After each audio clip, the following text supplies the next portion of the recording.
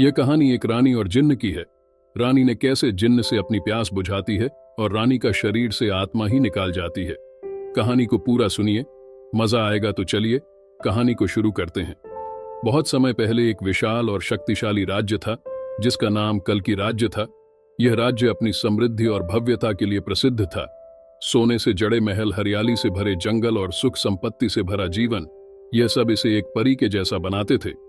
लेकिन इस राज्य की सबसे बड़ी शोभा थी उसकी रानी अत्यधिक सुंदर थी कि उसकी सुंदरता की तुलना स्वर्ग की अप्सराओं से की जाती थी। उसकी चमकती आंखें, सुनहरे बाल और रेशमी त्वचा ने हर किसी का मन मोह लिया था। लेकिन रानी की असली ताकत उसकी बुद्धिमानी और राजनीति में गहरी समझ थी। वह सिर्फ सुंदर नहीं थी, वह अपने विचार और योजनाओं से राज्य की शक्ति को बढ़ाने में राजा सोमनाथ की मदद करती थी। लेकिन रानी समृद्धि की जिंदगी उतनी खुशहाल नहीं थी जितनी वह बाहर से दिखती थी। राजा सोमनाथ एक मेहनती और न्यायप्रिय शासक था, लेकिन वह अपने राज्य की जिम्मेदारियों में इतना व्यस्त था कि अपनी पत्नी को समय नहीं दे पाता था।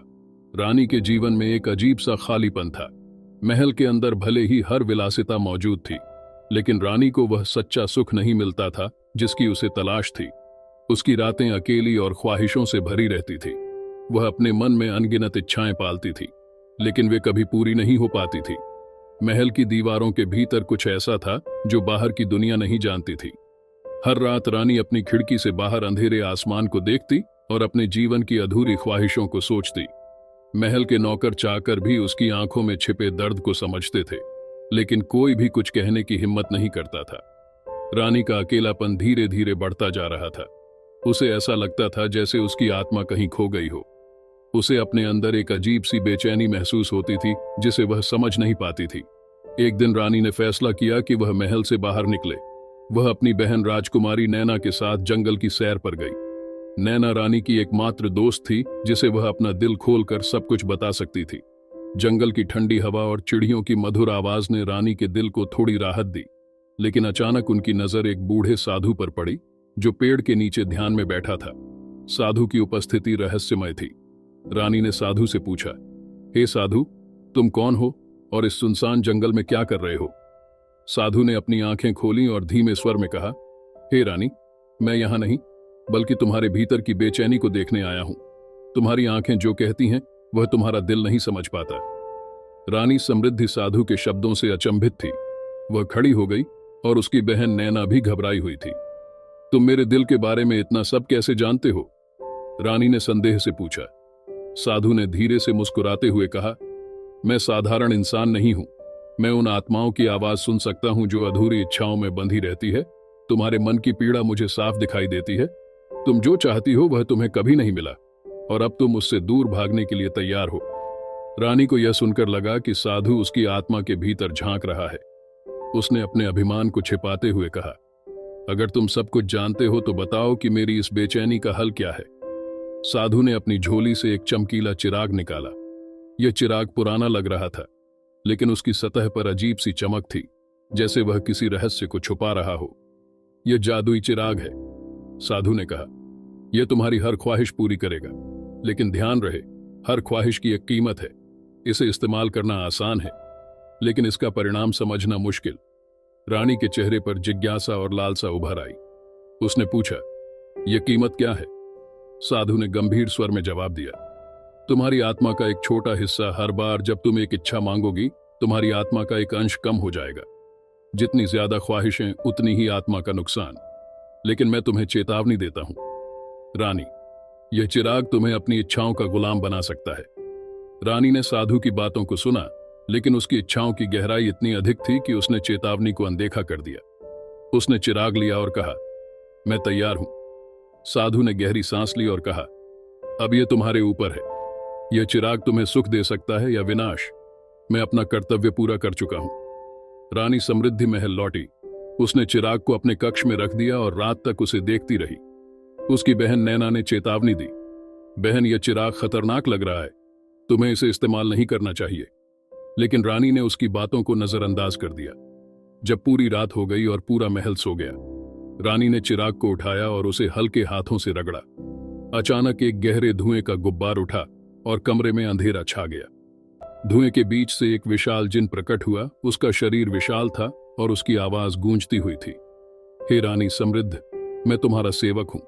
जिन्न ने कहा, मैं तुम्हारी हर ख्वाहिश पूरी करूंगा, बस मुझे आज्ञा दो।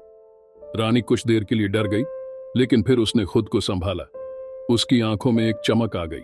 उसने कहा, मुझे खुशियों का एहसास दिलाओ, मुझे वह सब दो जो मैं चाहती हूं। जिन्होंने अपनी शक्तियों का प्रयोग किया। अचानक रानी के कमरे में सुनहरी रोशनी फैल गई। उसने महसूस किया कि उसके भीतर की अधूरी ख्वाहिशें पूरी हो रही हैं। वह एक गहरी तृप्ति में खो गई। लेकिन अगली सुबह जब रानी जागी तो उसे अपने अंदर एक अजीब सी हल्कापन महसूस हुआ। उसकी आत्मा का हिस्सा मानो गायब हो गया हो। उसने इसे नजरअंदाज किया और फिर से चिराग को रगड़ा। रानी ने बार बार चिराग का इस्तेमाल करना शुरू कर दिया। उसने जिन्न से धन, दौलत, विलासिता और सच्चे सुख मांगे। महल का हर कोना अब सोने और कीमती रत्नों से भर गया था। राजा सोमनाथ भी इस बदलाव को नोटिस करने लगा, लेकिन रानी की इच्छाओं के पीछे के रहस्य को समझ नहीं पाया। महल में एक रहस्यमय माहौल बनने लगा। नौकर चाकर को अजीब आवाजें सुनाई देती। रात को महल के गलियारों में परछाइयां चलती। रानी की इच्छाओं के कारण महल का वातावरण बदलने लगा था। हर ख्वाहिश के साथ रानी के अंदर का खालीपन बढ़ता गया। उसकी आत्मा धीरे धीरे खो रही थी। जिन्न हर बार चेतावनी देता, लेकिन रानी उसकी बातों को अनसुना कर देती। महल में अब सब कुछ बदल चुका था। हर कोने में ऐसी विलासिता थी जो किसी सपने से कम नहीं लगती थी। दीवारों पर सोने की नक्काशी, झूमर से गिरती हीरे की चमक और हर कमरे में असाधारण सुख साधन। महल अब एक जादुई दुनिया जैसा बन गया था। लेकिन इस चमक दमक के बीच डर भी फैलने लगा था। नौकर चाकर ने कहना शुरू कर दिया था कि महल में अजीब घटनाएं हो रही हैं। रात के समय उन्हें ऐसा लगता जैसे कोई परछाई उनके पीछे चल रही हो। कभी कभी रानी के कमरे से किसी के रोने की आवाज सुनाई देती, लेकिन जब वे अंदर जाते तो रानी अकेली होती। राजा सोमनाथ ने भी रानी में बदलाव महसूस किया। उसकी आंखों की चमक गायब हो गई थी। वह ज्यादा समय अपने कमरे में बिताने लगी थी और बहुत कम लोगों से मिलती। एक रात रानी ने फिर से चिराग को रगड़ा। धुएं के बीच जिन्न प्रकट हुआ। मालकिन जिन्न ने गंभीर स्वर में कहा, आपकी आत्मा का बड़ा हिस्सा पहले ही खत्म हो चुका है। हर इच्छा आपको अंदर से खाली कर रही है। मैं आपको चेतावनी दे चुका हूं, लेकिन आप रुकने का नाम नहीं लेती। रानी ने उसे घूरते हुए कहा, मुझे तुम्हारी चेतावनी की परवाह नहीं। मुझे मेरी इच्छाएं पूरी करनी है। मुझे खुशी चाहिए। इस बार रानी ने जिन्न से मांग की, मुझे वह खूबसूरती दो जो समय के साथ कभी ना मिटे। मैं हमेशा जवान और सुंदर रहना चाहती हूं। जिन्न ने एक गहरी सांस ली और कहा, तुम्हारी ख्वाहिश पूरी होगी, लेकिन इसकी कीमत बहुत भारी होगी। जिन्न ने अपनी शक्तियों का इस्तेमाल किया। रानी की सुंदरता और बढ़ गई। वह अब और भी आकर्षक लगने लगी, लेकिन इस ख्वाहिश ने उसकी आत्मा का एक बड़ा हिस्सा छीन लिया। रानी को भी अपने अंदर एक बदलाव महसूस होने लगा। उसे लगता जैसे उसकी इच्छाओं के बावजूद वह अंदर से खाली होती जा रही है। वह जितना ज्यादा मांगती उतनी ही अधूरी महसूस करती। एक रात रानी को एक अजीब सपना आया। उसने देखा कि एक सुनसान रेगिस्तान में खड़ी है। चारों तरफ कोई नहीं था। अचानक एक परछाई उसके पास आई और कहा, तुमने अपनी